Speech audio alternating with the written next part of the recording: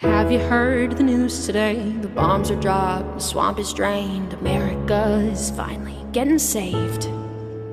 11 million off of Medicaid. Temperatures rise like interest rates. Built Auschwitz in the Everglades and sold merch at the front gate. They're starved, sick, and sleep deprived, but they don't look like you or I. Guess empathy don't cross state lines in the great US of A. The flag's got no more blue or white. They sold the stars, we all wear stripes. No need to read between the lines when there's blood spilled on the page. Never again means not today. You gave the man your eyes so you could sleep at night, but you still hear their cries. You can't outrun this shame. This land was yours and mine until they bled it dry. History won't be kind to those who turn the other way. Ooh, ooh, ooh. Can you hear them crying? Ooh.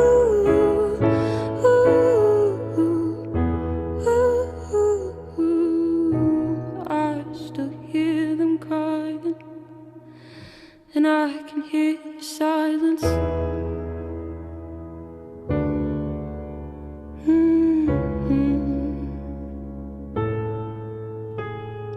Empathy becomes partisan when rights get framed as politics, and born again Republicans start ditching what their scripture said. Oh, hate thy neighbor, turn him in, and burn amendments 5 and 10. The faithful bent the cross to fit, but heavy is the crown that sits atop his empty head. A lonely pledge allegiance to self-interest, to help the rich get rich at your expense while you absolve his sins. And your indifference ain't righteousness, it's evil at its best. Celebrate ignorance and cheer and clap as the boot steps on your neck till it snaps.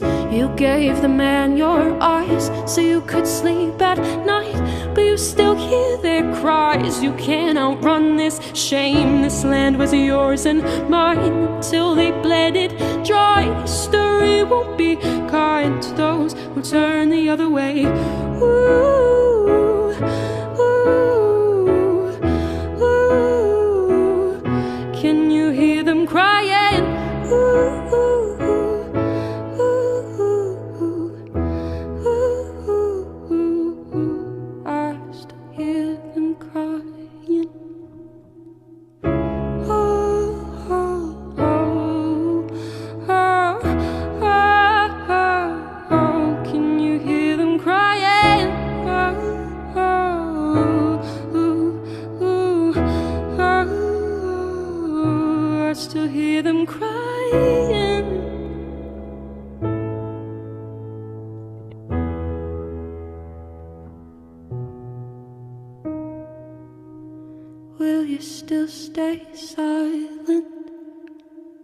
Quite a song.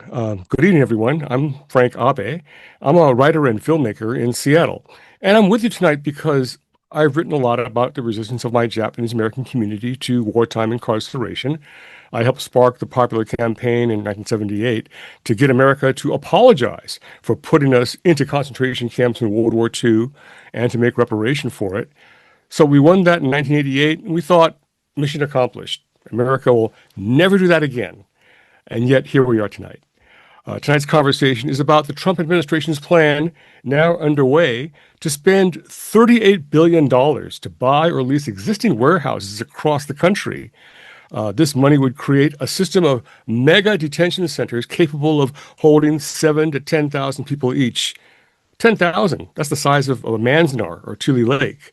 The administration claims the purpose is to ensure what it calls the safe and humane detention of aliens in ICE custody while helping ICE effectuate mass deportations, end quote. But as you'll hear, these warehouses, by any objective means, are nothing but 21st century American concentration camps. I'm a third-generation Japanese American, and I know a concentration camp when I see one. In 1942, the U.S. government forcibly removed 125,000 Americans of Japanese ancestry from their homes, two-thirds of them American citizens, all sent to remote camps in high deserts and swamps behind barbed wire with armed guards and held there for years. My father was one of them, imprisoned at the Heart Mountain Camp in Wyoming. My stepfather was held at Tule Lake on the California-Oregon border. For none of them was there any due process as guaranteed in the Constitution, no charges, no trials, no fair hearings, just as there is none today for people being kidnapped off the streets. That is why I'm here tonight, to be a part of a movement that says never again to concentration camps in America. The message tonight is that none of this is inevitable. History isn't what happens to us. History is what we make happen. If you're here, it's because you care about our neighbors, our communities, and want a say in the kind of country we live in. If you're feeling worried, tonight's discussion should leave you feeling steadier. If you're feeling angry, I hope you'll leave feeling focused. And if you're here wondering whether what you do really matters, you'll hear how it really does. Over the next hour, you're going to hear solutions and collective action from some amazing women. The first is Sarah Parker. Sarah's a national voice for democracy and the fight against authoritarianism, a passionate advocate for reproductive freedom and social justice, a proud Black mother, the executive director of Voices of Florida and the Voices of Florida Fund, and a national coordinator for 5051. She's been a grassroots activist since the Occupy movement and sat on the executive committee of the Yes on 4 campaign that would have protected abortion rights for Floridians. Sarah will lead tonight's discussion with Andrea Pitzer, the author of One Long Night, A Global History of Concentration Camps. Now, Andrea brings deep historical knowledge as well as clarity about how ordinary people have successfully resisted these kinds of systems in the past and how we can resist them today. So drawing from her writing and her podcast, she'll help put today's moment in context and walk through practical ways people like us can make a difference. Welcome, Sarah and Andrea. Thank you so much, Frank, and good evening, everyone. Sorry, there we go. Thank you so much, Frank, and good evening, everyone. As Frank said, tonight's conversation is probably going to feel a little overwhelming at points, and that's okay, right? And it's okay, even hard to name, but it's okay to name. We are very, very fortunate to be joined by an expert and a speaker who has spent years researching concentration camps across the continent and across centuries. And we're not going to just talk about the infamous ones. We're going to talk about this in a broader history context, exactly how these systems were developed, how they expanded, and how they escalated. And I think it's really important in this moment because of what we're seeing in the United States. Andrea, I'd like to start by grounding us in the present and then zoom out kind of historically. Can you first kind of help us understand what is happening right now in the United States, right? With regard to the Trump administration's plans to start building out large warehouse-style detention centers. I know in Florida, we're seeing them do something like that with Alligator Alcatraz. So it's really important. And what do we know about how many facilities do you believe are being proposed or expanded, and exactly where? So right now, the February stats that came out in terms of immigrant detention listed about 68,000 immigrants in detention currently in the U.S. That's a 75% increase from the Biden era. And the original plan when Trump came in the second time was to do these tent cities, like you were talking about, what I call the Everglades camp, what some people call Alligator Alcatraz, Camp East Montana in Texas, where literally they're building these giant tent cities. But in fact, what happened with that was that hygiene, water, weather, disease outbreaks, different things were just going horribly for them. And they have switched gears dramatically at the end of 2025. And they put forth this plan that they were going to, as of right now, they own just 10 of the more than 200 facilities where they're detaining people. So where they're shifting gears is that they are going to acquire these warehouses with an idea of setting up maybe 80,000 or as many as 80,000 additional detention beds. And these are cited where they'd like to go. It's all over the country, but especially along the East Coast and southern states, probably for transportation reasons. I know we're going to hear from Utah later, which is a little bit of an outlier geographically speaking.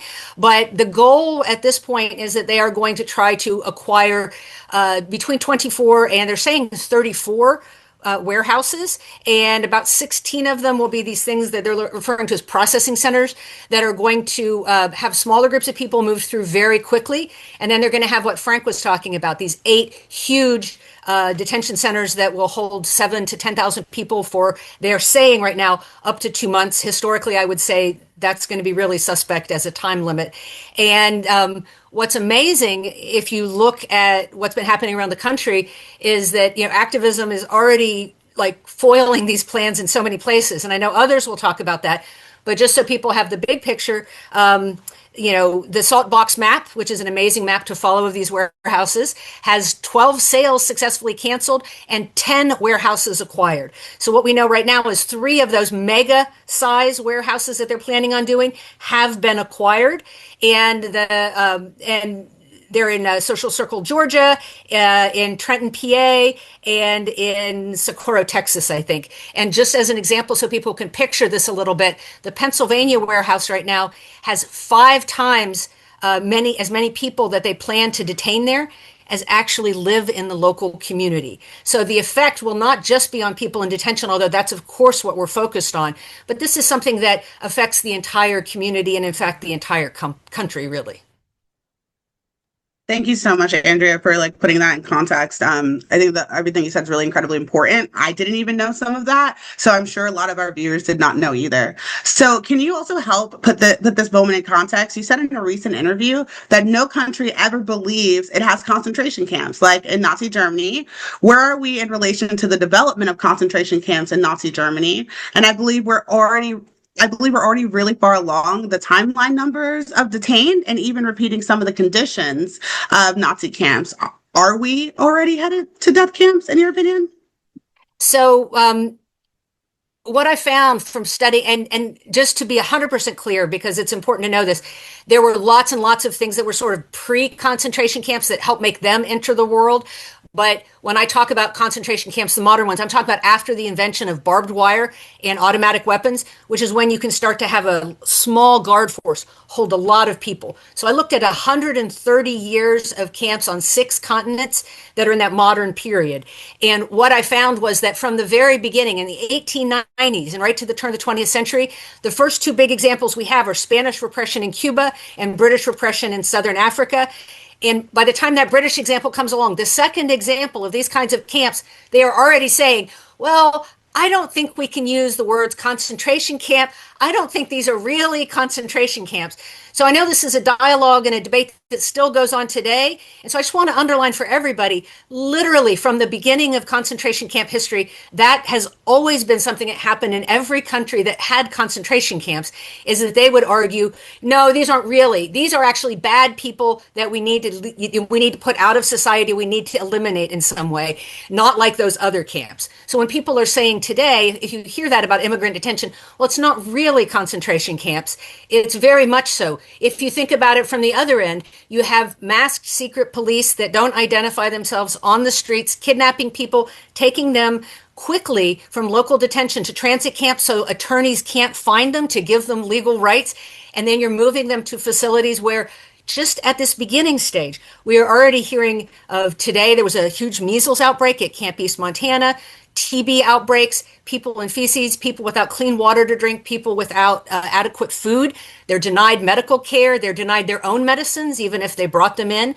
So the conditions in a lot of these places, again, from this starting out point of the first year of the Trump administration, is already quite dismal. There have been multiple deaths already in detention, and we have had one of them even declared a homicide already.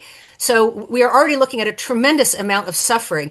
And so the conditions are already some things that would be familiar to us. It is important to say we are not at the stage of what I would call death camps or extermination centers.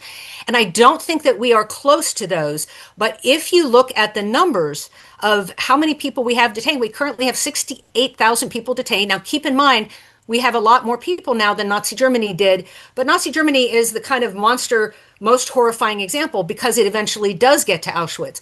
So if we look at numbers of Nazi camp detainees, the U.S. is currently holding more than 3 times as many detainees as Nazi Germany had 6 years into the Third Reich, after World War I had already started.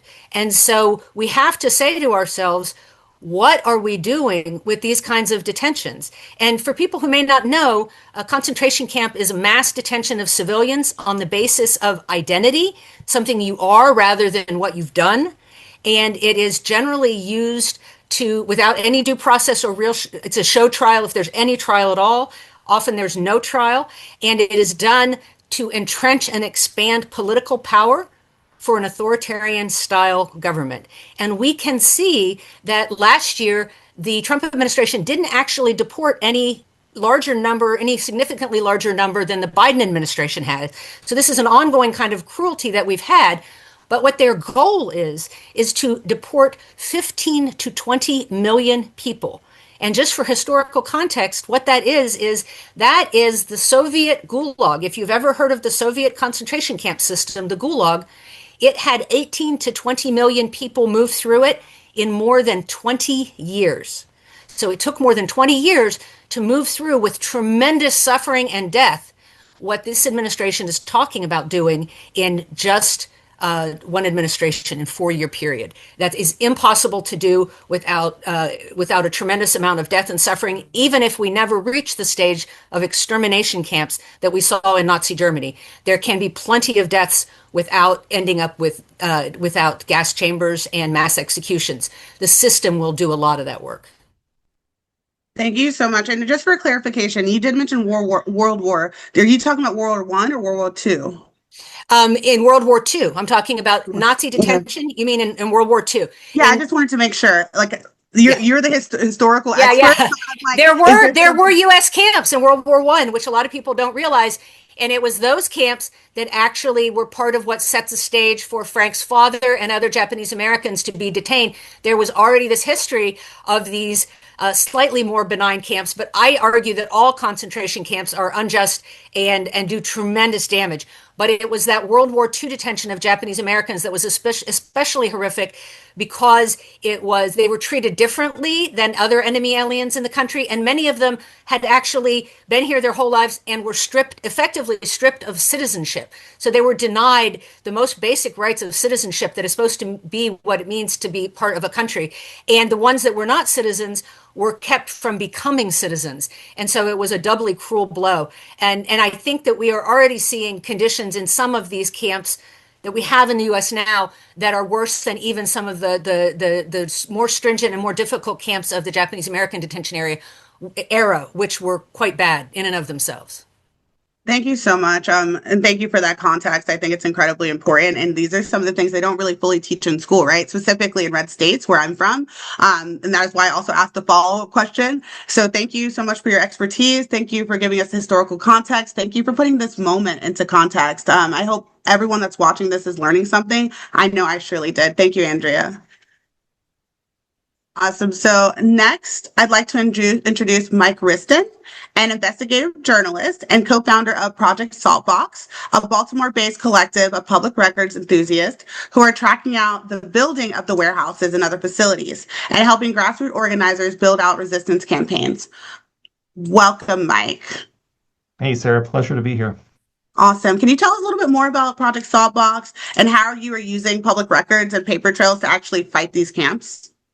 Yeah, so we're like you said, we're a collective of records enthusiasts, and we are deep inside of the various federal databases on a literal daily basis, looking to see how the government is purchasing, how it's contracting, what it's soliciting to make these detention warehouses, a reality, but also, ICE's day-to-day operations, the things that they're purchasing at a tactical level, the weapons, the energy weapons, the bulletproof armor, the plating that they're using, the vehicles and where they're being delivered. And so, this goes much deeper than just awareness of the warehouses as well, but it's also how they're facilitating them and how they're running them. And specifically, how they're using military contracts to accomplish that. And, I hate to say hiding, but nestling conventional ICE purchases inside of Navy contracts so that they're harder to follow, that they're more expeditious for ICE to purchase and harder for the average citizen to know what's being purchased and when. I mean, that sort of thing just lets them bypass standard competitive bidding.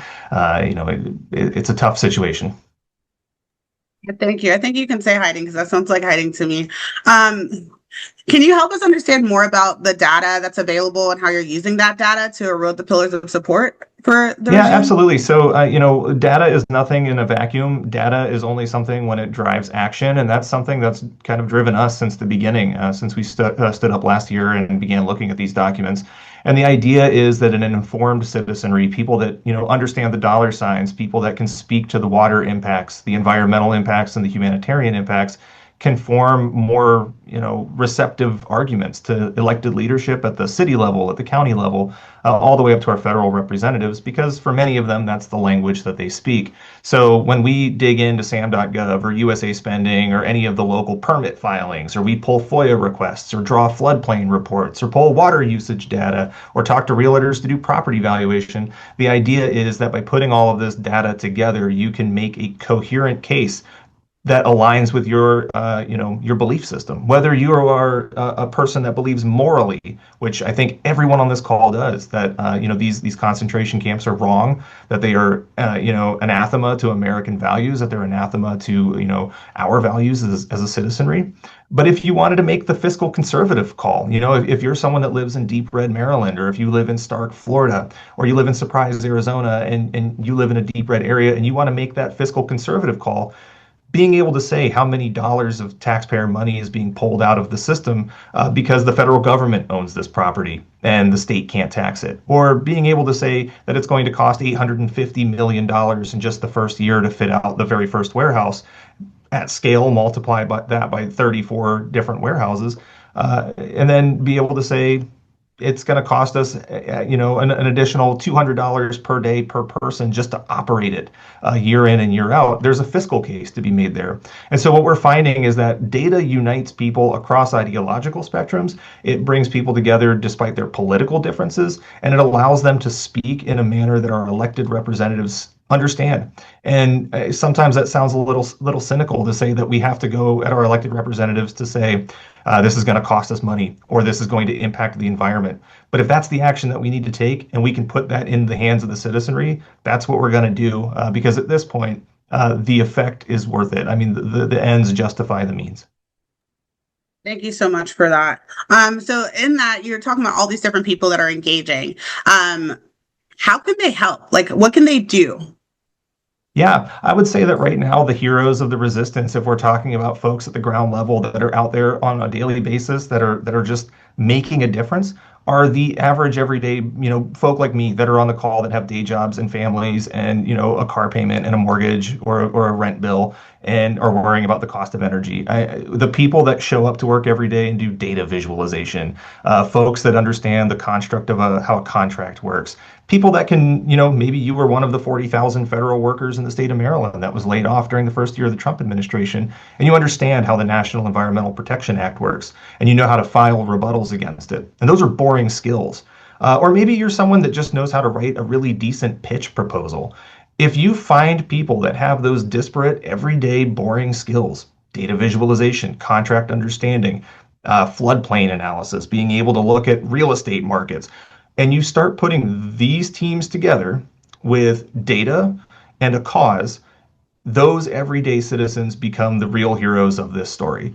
We don't have to wait for our federal representatives. We don't have to wait for our electeds to come down and save us from on high. We can do this at the grassroots level, and we can do it today. And we have been doing it, and we're watching it happen in cities all over the United States, shutting down warehouses left, right, and center, to the point now that they're buying them at such a slow clip that it's unlikely they're going to reach their goal. But it doesn't stop just because Kristi Noem gets fired or Merrimack, New Hampshire gets canceled. They'll turn their attention. We got to stay vigilant. And it's the people on this call that are going to make a difference.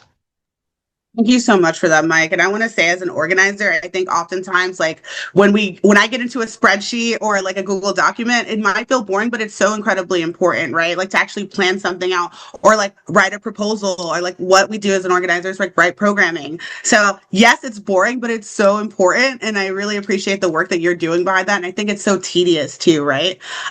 It's been incredibly inspiring to begin to think about the ways that ordinary people can resist. Across the country, people are organizing in their own communities, as we're seeing in 5051. No Kings, we're seeing all of these beautiful people on this call right now. And in some cases, successfully stopping these facilities before they open, which feels really proactive. And I think a lot of times we're very reactive, and I love to hear that. So I wanted to go ahead and hear directly from one of them. First up is Kim Shapiro. They are a media lead for No Ice NH. Kim, an author and journalist, helped spearhead the successful public campaign that defeated a proposed ICE facility in Merrimack, New Hampshire. Thank you so much for joining us tonight, Kim. I just want to say that your story is extremely inspiring and interesting. Can you tell us a little bit how you found out a warehouse sale was in the works? We found out on Christmas Eve when the Washington Post story dropped with the list of the proposed sites. And like a lot of places that were on that list, we frantically began organizing through Christmas, through the day after Christmas, right up to New Year's Eve, basically trying to gather as many people as we can to do whatever we could to stop it. Awesome. Thank you so much. And amazing work, right? Like, I think that definitely when it comes out on like Christmas and a holiday, like stopping and doing that is like very heroic. And I want to give you all the flowers for that. So obviously it wasn't like straight line from protest to cancellation. Like, can you name some things that were really helpful? Some things that you would want people to know that hindered you? Sure. The hindrance is really obvious, and that is that the gentleman that owns the warehouse that was up for use as a Merrimack site is a great friend and supporter of President Trump and the administration. And so we knew that that was taken off the table right at the very beginning. He was not going to listen to our pleas, to ask him not to sell to ICE. That was a done deal. So then we had to kind of pivot.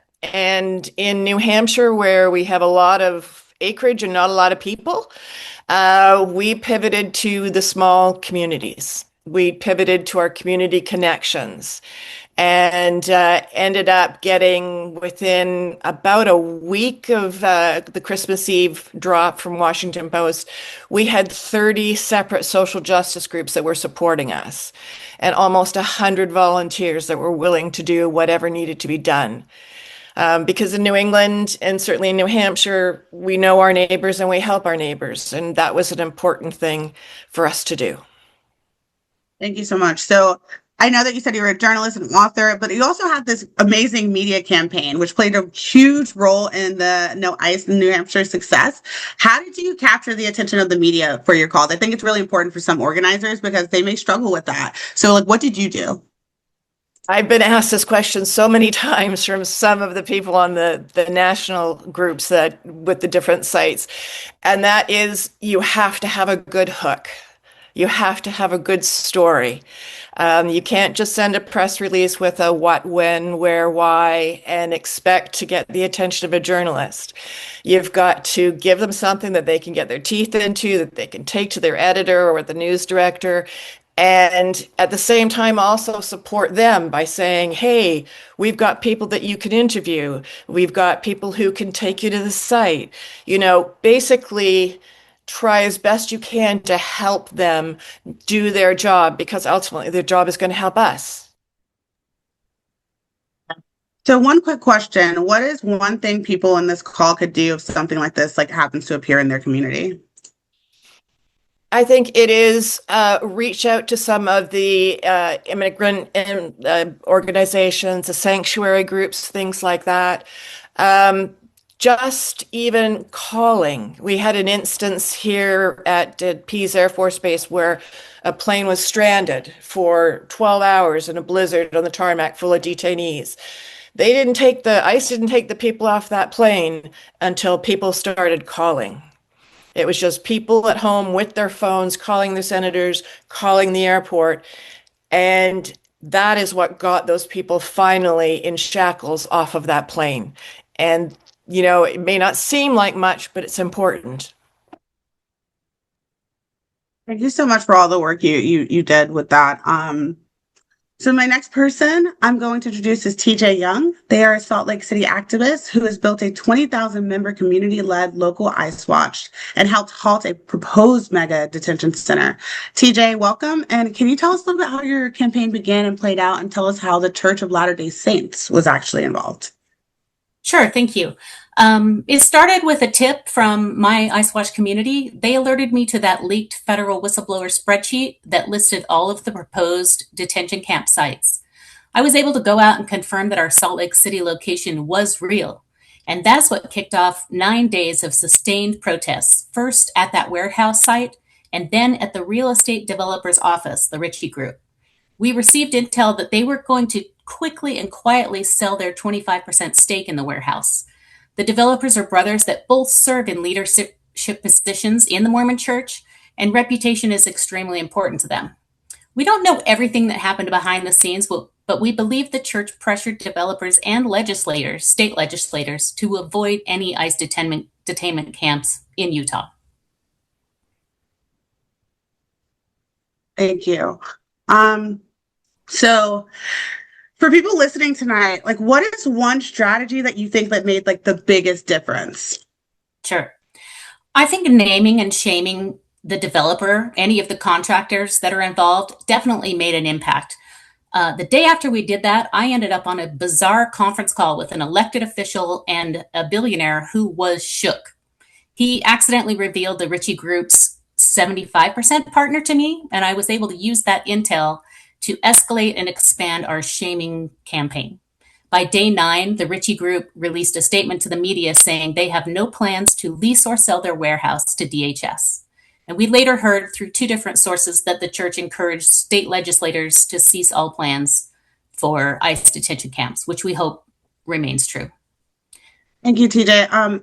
I'm kind of going to go off for a second because I want to ask you, do you think, like, for me, like, you catching that, like, do you think that it's incredibly important for like organizers when they're going to these people to like listen?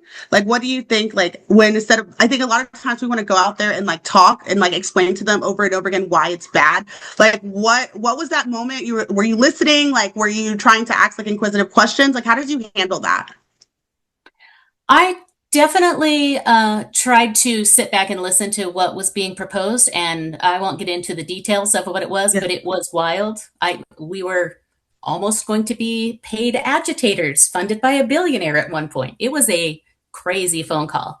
I will say listening and also not making an enemy of everyone, which is so difficult to do when you're emotional and angry by what's happening in the world. One thing I think anyone can do is go to their local city and county meetings and just speak at the 90 seconds or the 2 minutes they give you and ask them if they can do more, and then listen to what they say that they can proactively do to improve in their communities, like water rights and stopping building codes. Things that can happen at a very local level can make a huge difference. Thank you. I'm definitely one of those people that believe that I got my start going to county commissioner meetings. So I appreciate that. Thank you so much. Next up, we have Bertie Green, co-founder of the Sussex Visibility Brigade and co-founder and co-organizer of Project Ninja, No ICE, North Jersey Alliance. Bertie, you've been part of the fight in Roxbury, New Jersey. Can you like tell us a little bit more about that fight? Thank you, Sarah. Much like our other community members, we also got the news, the Washington Post, that Christmas Eve. And we also, tried to put everything into motion super duper quick. We started going to the town council meetings, organizing protests pretty much immediately. But where, my counterparts in Salt Lake City we hit some major roadblocks with dealing with a pro-ICE township attorney who's also our state Senate Republican minority leader, who just was like weak sauce about fighting this facility, like completely just did nothing. And then also our pressure campaign against the owners, Delphin Industrial and Goldman Sachs, because shockingly, they were hidden behind some really confusing sale documents. They went under like a partnership and had like a different name, and it was just really hard to like dig into that. And by the time we got to the information and organized a protest at Dolphin's headquarters in Dallas with our Texas partners, they had already announced the sale. That didn't stop our Texas partners. They protested the whole week and got some interesting responses from, the staff at the Dallas headquarters. But the fight doesn't end there. ICE and DHS continue to claim that they conducted environmental impact studies. Yet we know this is false because local authorities were never contacted. They continue to lie literally at every part of this. This is critical because it means DHS has bypassed federal laws, specifically the National Environmental Policy Act, otherwise known as NEPA, which Mike actually mentioned earlier. While these agencies are often exempt from state and local regulations, NEPA is a federal law administered and enforced by the state DEP. This gives us a unique, concrete opportunity to challenge the legality of the transaction and move to vacate the sale entirely, as Maryland is fighting for. Right. So what do you think long-term resistance looks like in the situation? And what can people in other communities learn from your experience? So one of the most important things I want people to understand is that long-term resistance is about refusing to accept the myth of federal invincibility. People can often hear eminent domain or supremacy clause and assume that there's nothing we can do, but that's not how it works. There are numerous ways to challenge those maneuvers. It's never as easy as they want us to believe. And for other communities, I feel like the lesson is to lean into the existing infrastructure of immigrant rights organizations. Like that is honestly how we all were able to, come together and organize as rapidly as we can, because there were these existing immigrants' rights groups already doing a lot of this work that were able to offer their insight. So resistance looks like showing up for rapid response teams, providing accompaniment to, court hearings, to the grocery store, anything to make our immigrant community feel safer, contributing to commissary funds, because this is a for-profit system, helping with legal fees and childcare. It's about building a sustained ecosystem of support that makes it impossible for these projects to operate in the shadows, because that's what they want. We have the tools to block them. We just have to be as persistent as they are. Again, I love how you named how this is a for-profit system. As someone that advocates in that area, I think that's incredibly important to name. I really appreciate that, and I really appreciate your work. So, you guys might have seen a poll pop up. You guys have submitted some questions. It is 7:42, so I have a few questions that I'm going to ask. First off, my question is going to be for Andrea. Andreas, there we go. Based on your research, what are the signals that we should be watching for? And what are the key signs that things are about to get worse by a significant margin? Well, I don't want to dive too deep into that because I think sometimes if people scare themselves, then they get paralyzed and think they can't do anything. So I'll answer that question, but let me just say up front, everything everybody listed and in every case, people find amazing ways to resist. And so it is always possible to do something. So don't ever let any of the scary stuff I say disempower anybody. But in terms of where we're at now, I think that this expansion of beds, this massive expansion of beds in these facilities, using, as Mike noted, the Navy Wexmax contract, I think is going to give the government a lot of opportunity to kind of keep more of this hidden and to keep things a little bit harder to observe. And as Bertie said, the critical thing is we have to be outing this. And so it's critical to stop as many of these facilities from being constructed as we can. And then as they are constructed, not lose sight of them. We need to have people out in front of them seeing who's coming and going. We need to be keeping track of detainees. We need to areas on a local level, people can push to make sure that people who are sentenced near them all over the country, not sentenced, but who are detained near them all over the country, get representation, because representation makes so much more difference about the possibility of a better outcome. And I think that the worst thing that we have to watch out for is if the government starts shutting down even more on due process. They're already ignoring a number of court orders.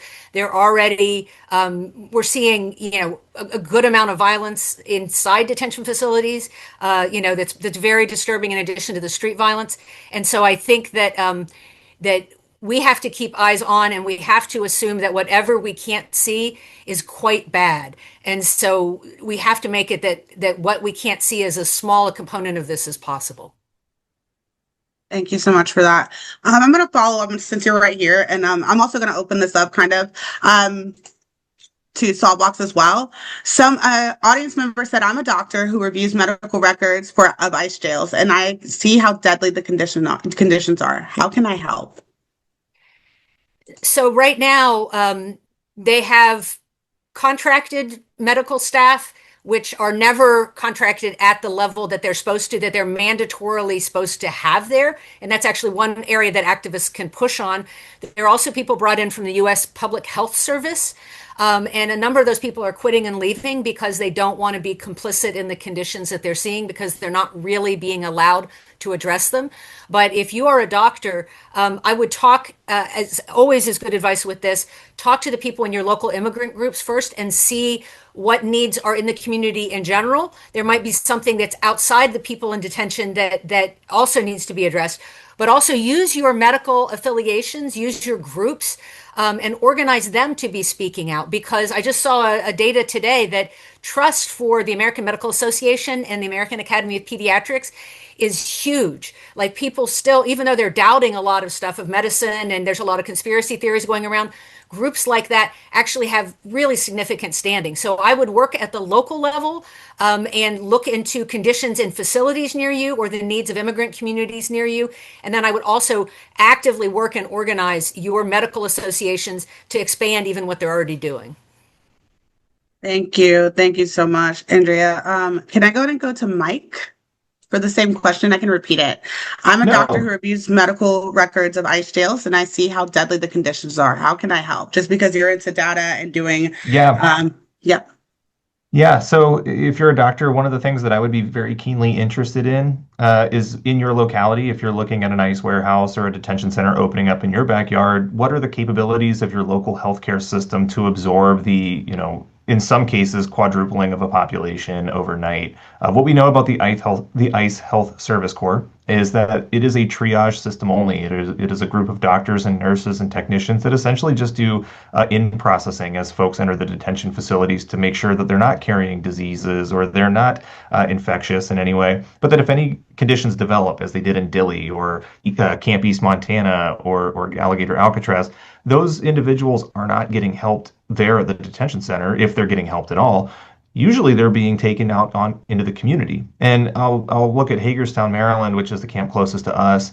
That facility in Washington County sits at about 90% capacity all of the time, with ER waits that are often in excess of 4 hours for, your everyday citizen just trying to go get help.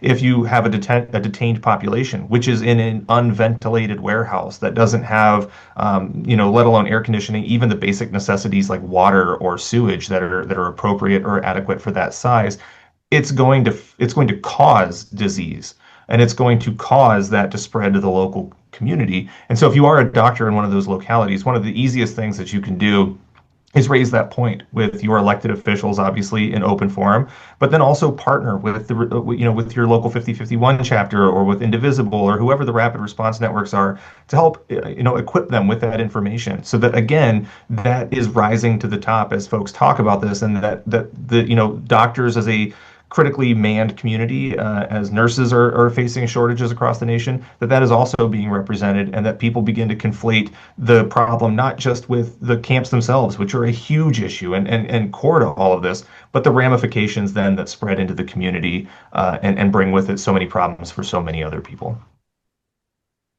Thank you so much. So a follow-up, someone in the audience said, can just anybody get involved in Project Saltbox, and how can data analysis get involved in that work stream?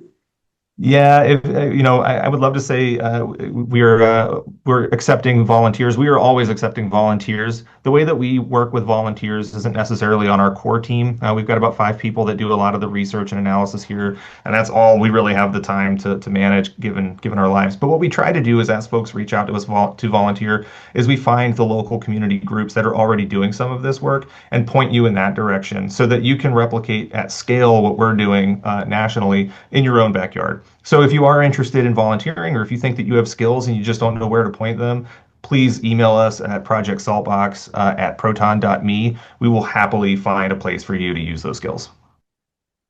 Thank you so much, Mike. I'm going to go ahead and go to Frank and Andrea.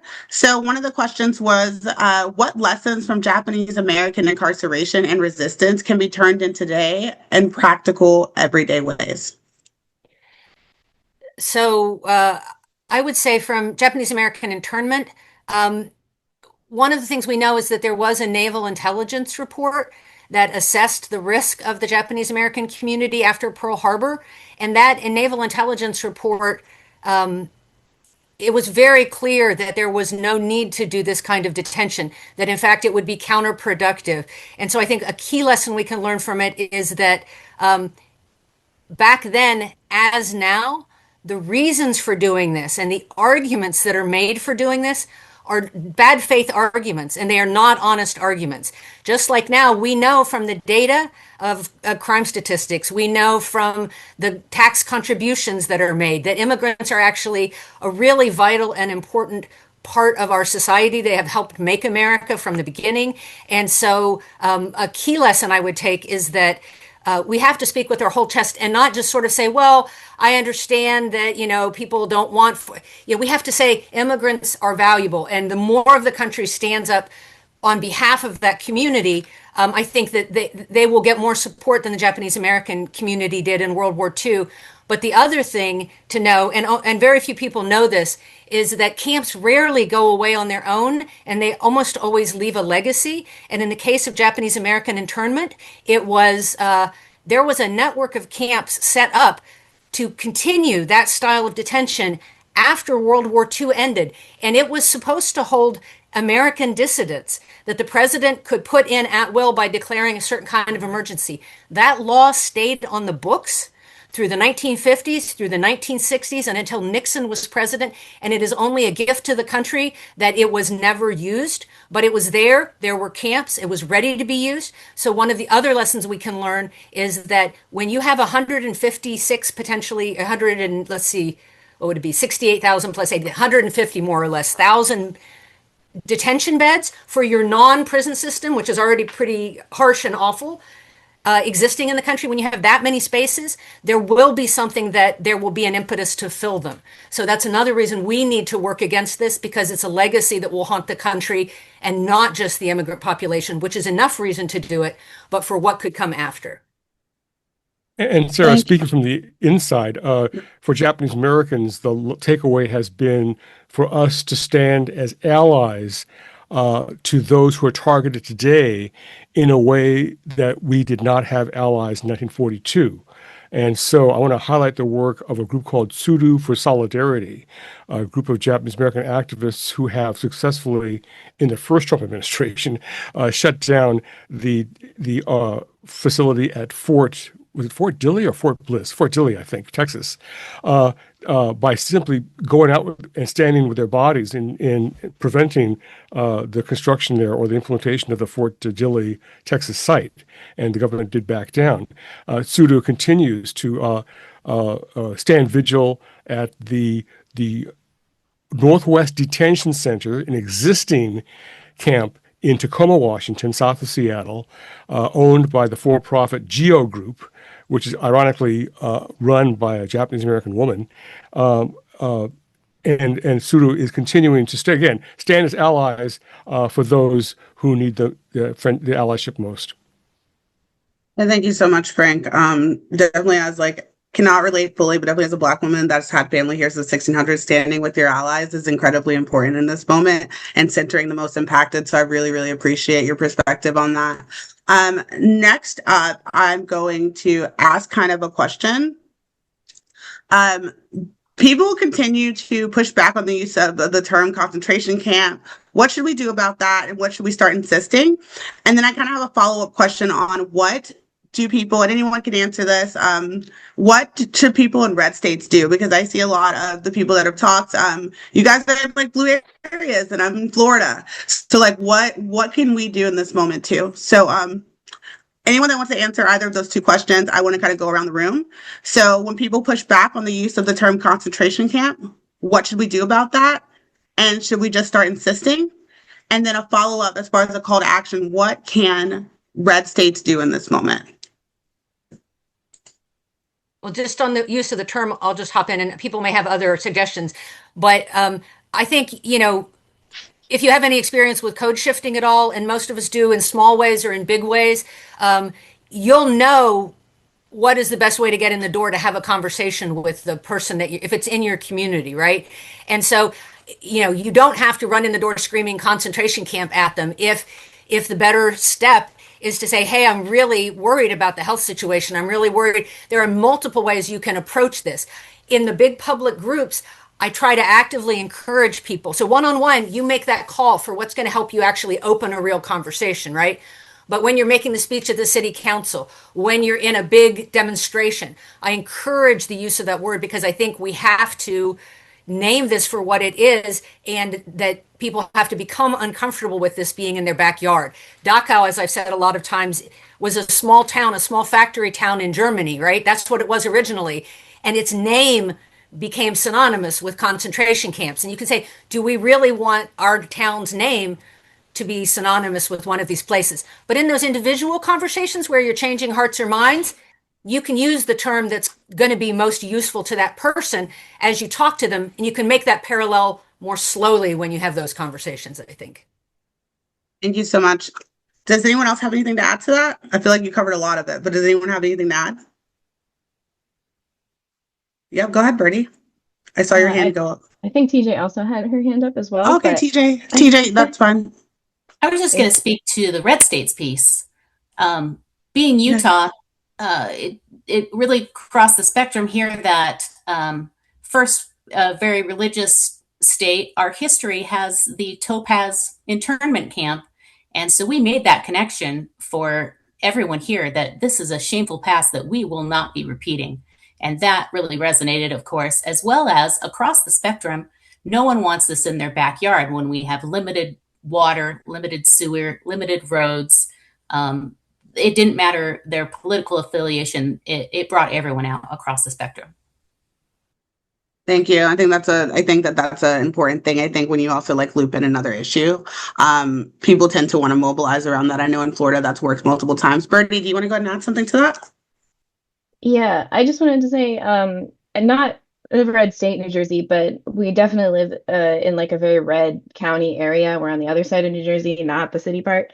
And we actually do have some significant World War II history too. It was notably the site of Camp Nordland, a German-American Bund facility in Byram Township that held pro-Nazi rallies before being shut down by local authorities in 1941. So we definitely have a lot of that kind of context to deal with here. And I think that when people push back against the term concentration camp in this area, there's a lot of people, I don't want to say they're a lost cause, but there's some people out here that might fall into that category. And so really the people that we're kind of trying to get on board and bring into this is the people that just don't know what's going on. They're not aware of the threat, and using the word concentration camp, it definitely does get attention. It's both accurate and it also carries a lot of weight. And I think that that's very helpful in getting people to wait, what is going on? And just using that as a springboard for getting people engaged. Having said that, yes, we do absolutely, explore all of the other angles about, that would bring, Republicans that are, or MAGA that are on the edge of believing in this whole cause, because it does impact them from an environmental standpoint, from an infrastructure standpoint. You want to be all not in my backyard about it? Sure. So long as you oppose this warehouse facility. That's kind of our feeling on it. Thank you, Bertie. And I did see your hand up, Mike. Would you still like to go? Yeah, sure. So what I would add to that, right? I spent a very long portion of my life as a linguist, and language is a very important aspect of education, and language is a very important aspect of interacting with, the world around us, obviously. And so every chance you get to use the word is an important one, whether or not people accept it on its face or not. And so if it is a concentration camp, call it a concentration camp. And if people, rebut that, ask why. I think questioning is probably one of the most important tools in our arsenal right now to draw people in. Is, don't refute their refutation, but just question it. Just ask. Give them the opportunity to explain themselves, and listen to what they have to say, and understand that, like others have said, we're not going to win every battle. And if we don't win the linguistic battle right now, maybe that's a longer term one that we have to focus on. But the language that everybody speaks, at the end of the day, is the one that's germane and pertinent to the communities that they come from. And so if you live in a deep red part of the country, just remember that Byhalia, Mississippi, a very red part of a very red state, successfully pushed back a concentration camp in their backyard by speaking the language that their politicians spoke. And maybe in some cases that's going to be dollars and cents. Maybe it's going to be campaign finances. Maybe it's going to be the environmental aspect or the employment aspect. But you know better than anyone else what your community speaks, and you can code switch. And just like Andrea was saying earlier, you maybe you have to switch from your moral and ethical grounding and focus more on what matters to the communities that you're in, but leverage that and coalition build around that. Because as you find that commonality, and as people begin to push back on the things that matter to them, they'll be more receptive to what you have to say, and you'll be able to turn it around, and maybe they'll come to understand them as concentration camps too. Thank you so much, Mike. I know we're over time, but Frank, I do have a question. Can you come back? My final question before we close out, unless you guys have anything else you would like to add, is, I'm making sure I have it right. How are you seeing this moment, and how does this bring it full circle for you? I'm very disappointed in America. As I said earlier, we thought we had stopped.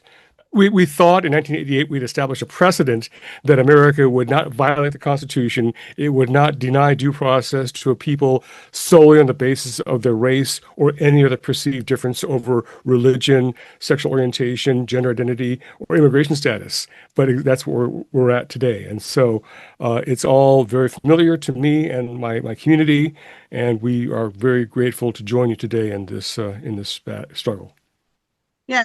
Oh, so what do you think is essential? If an activist can leave right here listening to your words, what is one thing you think is essential for us to do?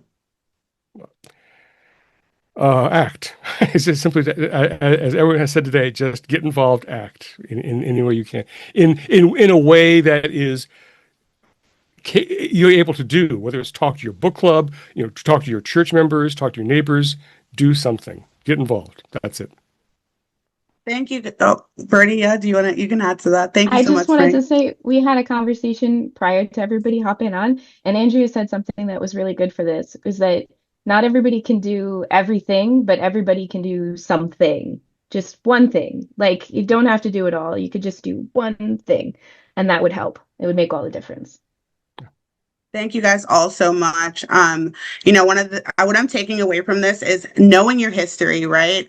Because that does not have to be our destiny. Like, at the end of the day, I often say, like, the playbook was already written, and you guys are actually writing the playbook for this, because in America, to an extent, like, people have forgotten that playbook, right? And we're having to get creative.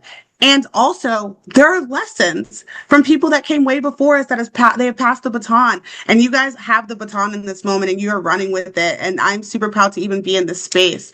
I know at moments and times I was excited because, like, we're celebrating wins. And oftentimes we forget, like, no one wants to be on a losing team. We want to win. We want to push back. But and Andrea and Frank were talking about, like, we have to know the horrible, scary history, right? We have to know that in order to be able to organize strategically and move through this moment. And we have to, like, level set and ground ourselves in that. Like, they say joy is resistance, but history is resistance too. And as someone that grew up in the South, like, I oftentimes think of my ancestors that came before me and the things that they went through, and it makes me sad. But then I also think about the people that are leading this fight in this moment, and that rejuvenates me. So while this is a little hard, and these were not easy topics, one of the most powerful things we heard this evening, again, is history is not destiny. History, we should be learning from that. Systems are built by people. They are shaped, challenged, and stopped by people. People can dismantle systems, right? And wherever you are on the learning curve tonight, I hope you leave with a clear understanding of what's happening, that history is something we participate in, not just something that we inherit, and a clear sense of what to do if a concentration camp, and we're going to name it that, right, is planned by your community, or how you can support those resisting them elsewhere. If you want to learn more, you can visit that's linktr.ee/March 5th Matt's Call.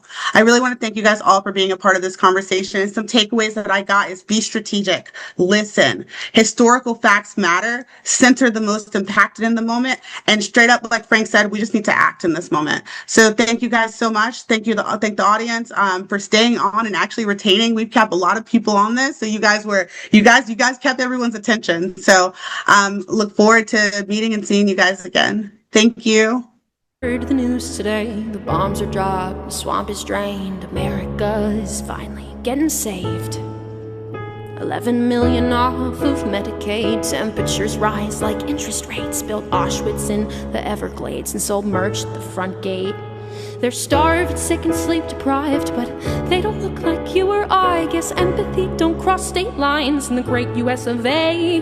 The flag's got no more blue or white. They sold the stars, we all wear stripes. No need to read between the lines when there's blood spilled on the page. Never again means not today.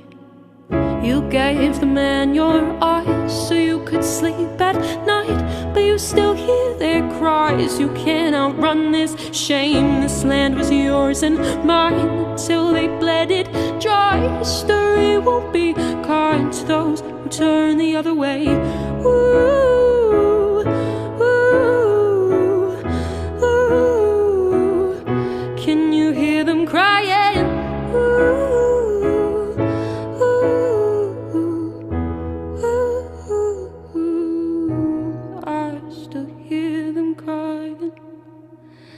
And I can hear your silence.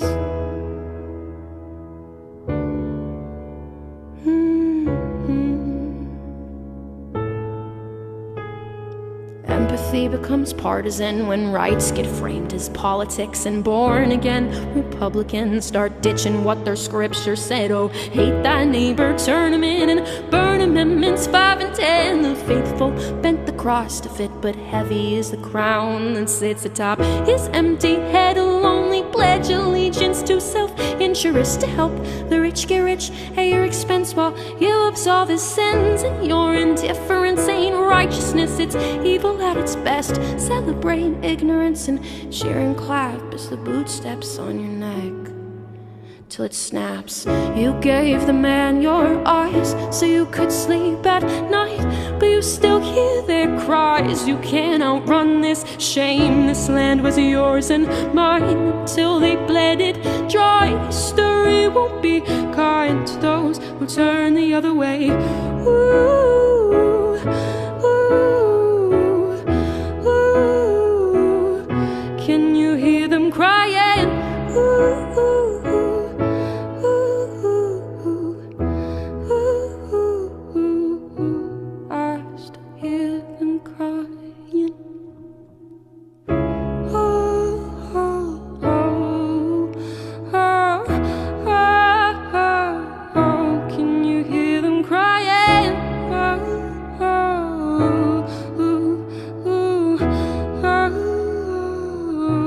Still hear them crying.